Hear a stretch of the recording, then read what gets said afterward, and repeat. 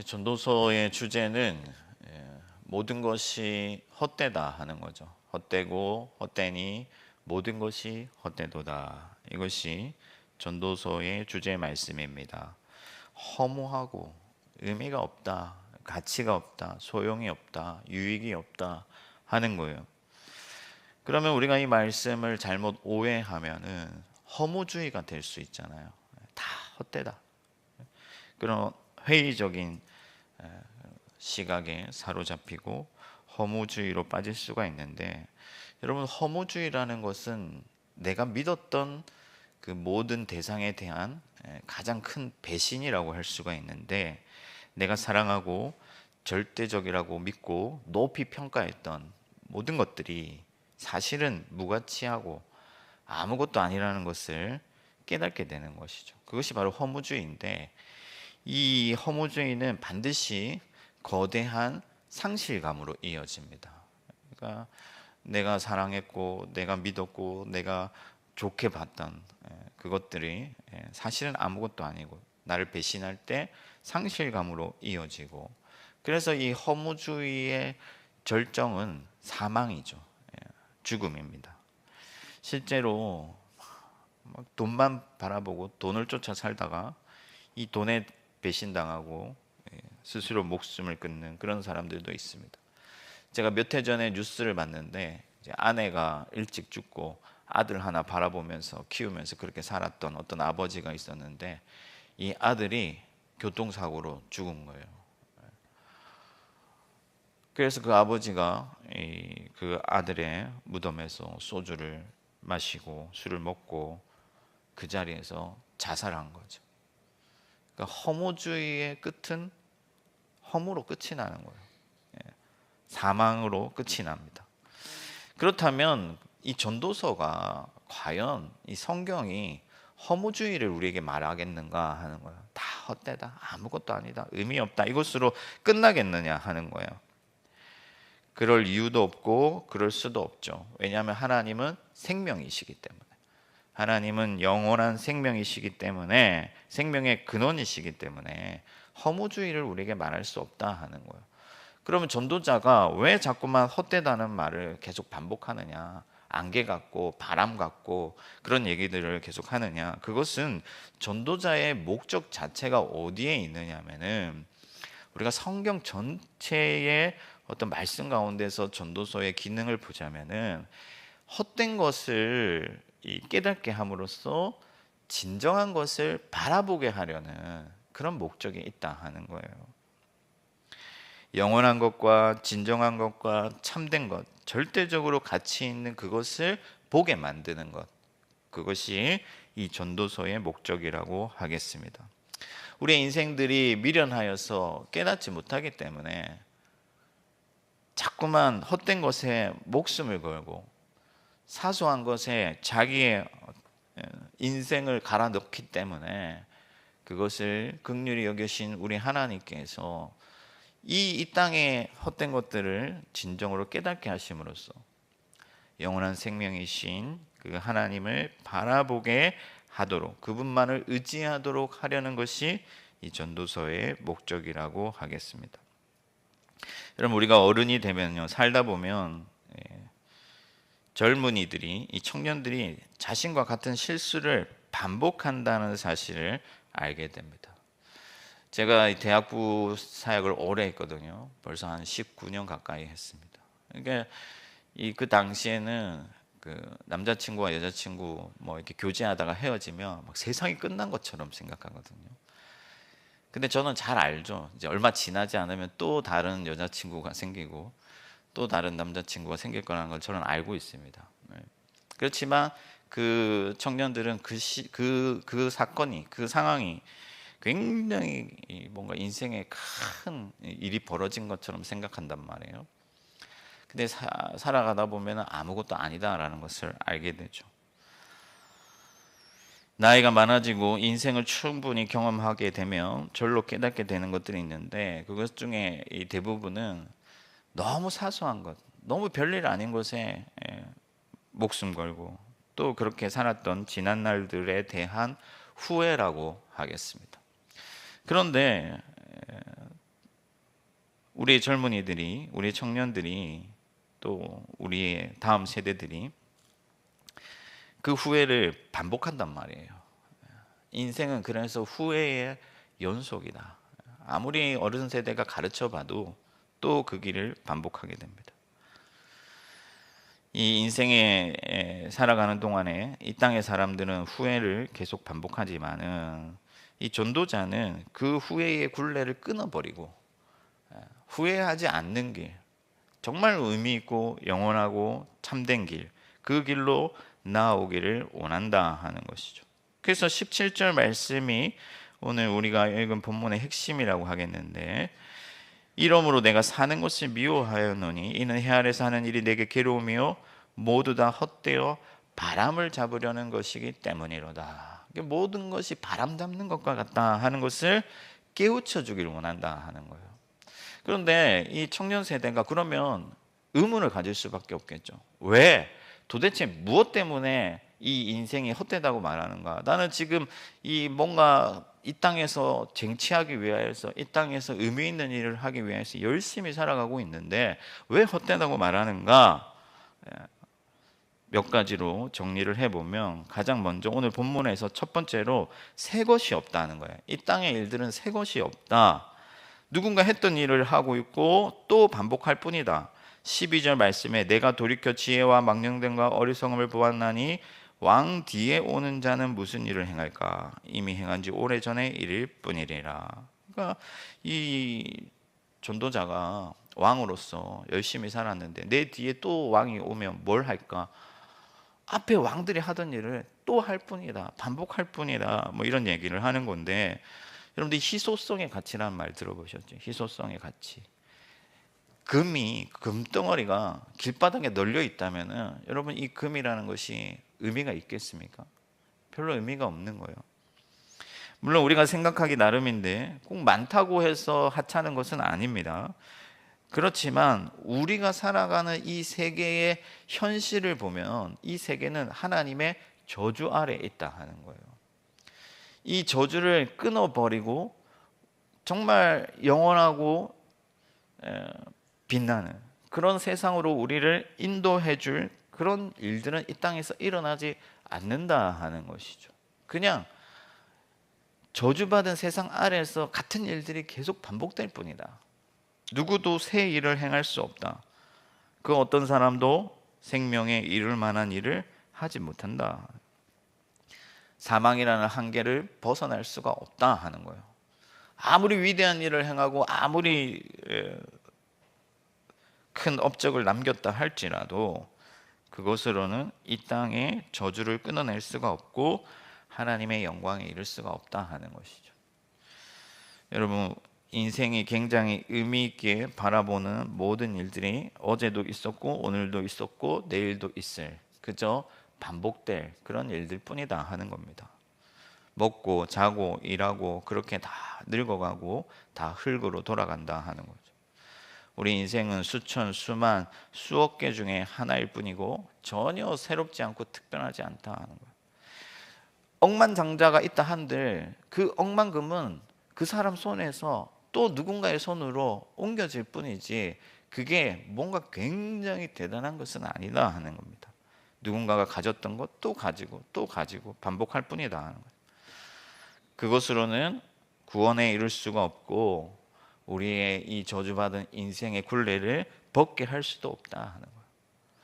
그러나 그리스도 예수는 새 일을 행하시는 분인 것을 믿으시기 바랍니다.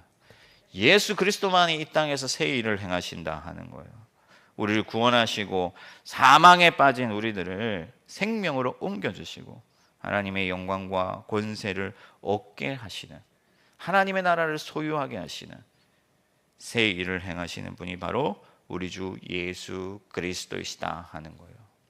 그러므로 우리는 예수 그리스도만을 믿고 의지하고 바라보고 따라가야 되는 것이죠. 예수만이 우리의 공로가 되시고 예수만이 새 일을 행하사 우리를 사망에서 생명으로 옮겨주시는 분이시기 때문에 그리스도만을 믿고 그리스도만을 따라가고 그리스도만을 의지해야 된다 하는 거예요. 뿐만 아니라 나아가서 우리도 이 땅에서 그리스도의 일을 감당해야 되는 것이죠.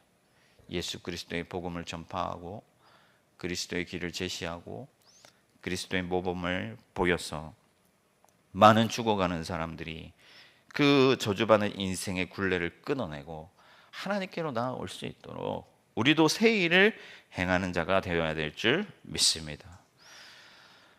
여러분들이 오늘도 그리스도의 새 일을 감당하고 복음을 전하고 교회를 세우고 헌신하는 그 일에 동참한다면은 주님께서 여러분들에게 영원한 영광과 나라를 주실 줄 믿습니다. 두 번째, 왜 그렇게 허무하다고 말하냐면 인간의 지혜가 불완전하기 때문에 그렇다는 거예요. 인간이 발휘할 수 있는 이 지혜라는 것이 불완전하다는 건데 15절 말씀에 보니까 내가 내 마음속으로 이르기를 우매자가 당한 것을 나도 당하리니 내가 지혜가 있었다 한들 무슨 유익이 있으리요. 성경은 분명히 우매한 것보다는 지혜가 낫다고 말씀합니다. 우매한 자는 어둠에 다니고 지혜로운 자는 빛으로 다녀요. 그렇지만은 그 지혜가 있다 한들 천재지변을 피해갈 수 있는가 하는 거예요. 지금 미국에 역대급 큰 허리케인이 일어나가지고 대피령이 내렸는데 600만 명이 대피를 해야 돼요. 여러분 서울 인구의 3분의 2 정도가 도시를 빠져나가야 돼요. 아무리 지혜 있다 한들 아무리 크고 높은 건물을 아무리 튼튼한 집을 지었다 한들 인간의 지혜로는 자신을 완전히 보호할 수가 없다 하는 거예요. 불완전하다 하는 것이죠. 누구도 늙어가는 인생을 멈출 수가 없고 누구도 완전히 자기 자신을 질병으로부터 보호할 수도 없을 뿐더러 영생에 이를 수가 없다 하는 것이죠. 인간의 지혜는 한계가 있고 아무리 뛰어난 지혜라고 할지라도 인간을 구원에 이르게 할 수 없다. 여러분 인간들의 지혜라는 것은 오히려 더 큰 비극을 가져다 준 것이 많습니다. 여러분 자동차라는 것을 개발했지만 인간들이 좀 더 빨리 다니고 수월하게 다니지만 이 자동차를 통해서 연간 많은 사람들이 목숨을 잃고 있죠. 음주운전이라든지 그냥 교통사고라든지 이런 것들을 통해서 많은 사람들이 다치고 죽어갑니다.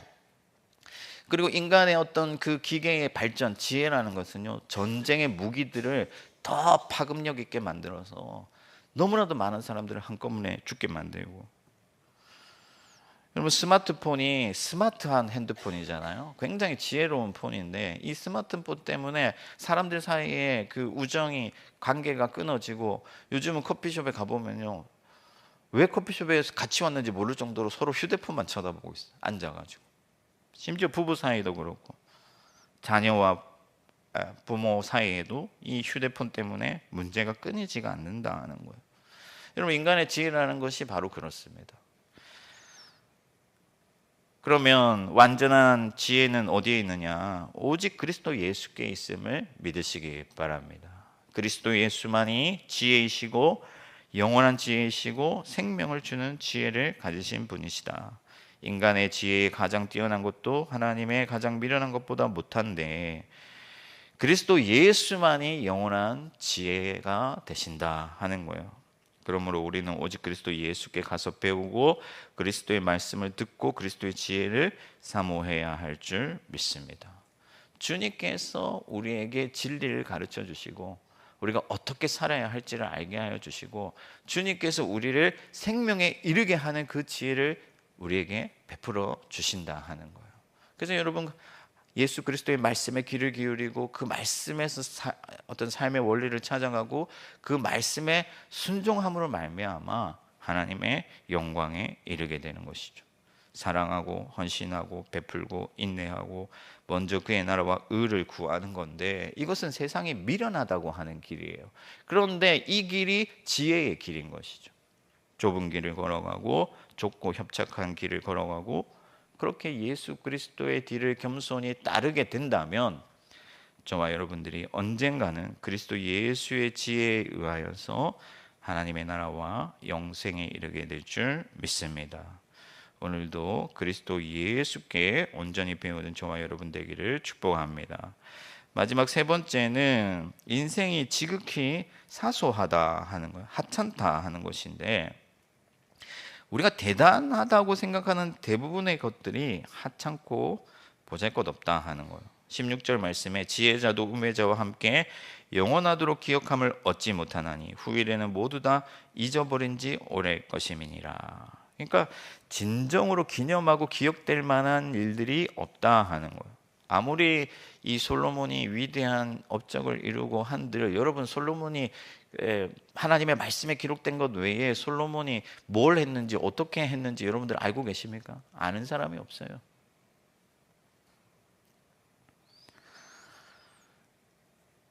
여러분 뭔가 스마트폰을 개발하고 우주로 뭐 비행기를 쏘아 올리고 너무나도 위대한 업적을 이룬 사람들이 많지만은 그것을 다 기억하는 사람이 없습니다.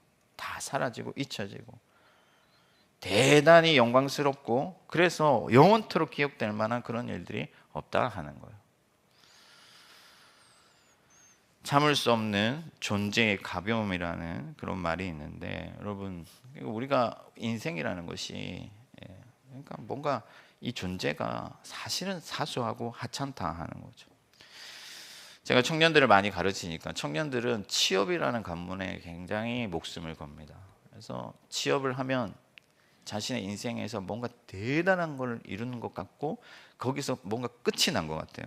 그러나 막상 취업해서 직장에 들어가 보면 거긴 또 전쟁터고 또 치열한 삶이 기다리고 있고 또 거기서 뭔가 이리저리 헤매이고 방황하는 것이 우리의 인생인데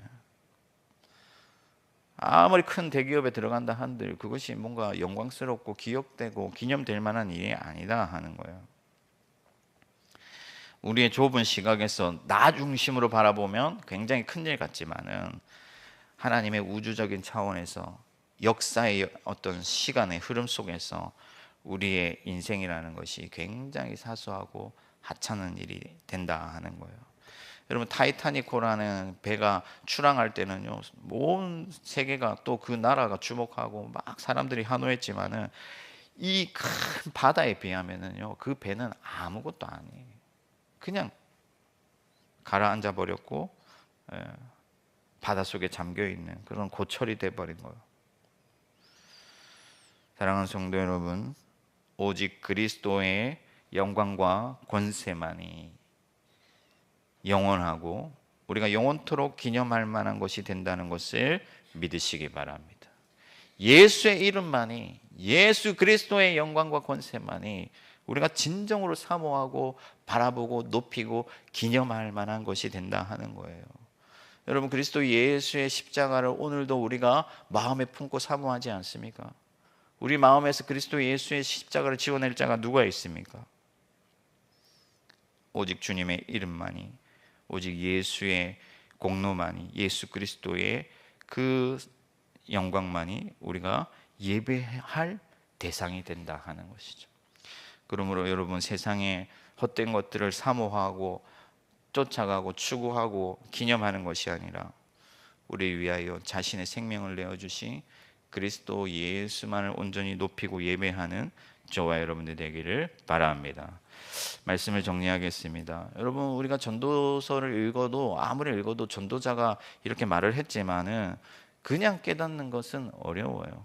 우리가 아이들한테 공부해라 공부해서 남주냐 아무리 말해도요 깨닫지 못해요. 하나님의 말씀을 우리가 그냥 깨닫기 어렵습니다. 성령이 우리 마음 가운데 깨우쳐 주셔야 돼요. 오늘 이 말씀이 생명의 말씀이 되고 나의 말씀이 되도록 우리 마음 가운데 그 말씀을 새겨 주셔야 된다 하는 거죠. 그래서 이 새벽에 여러분들을 기도하시길 바랍니다.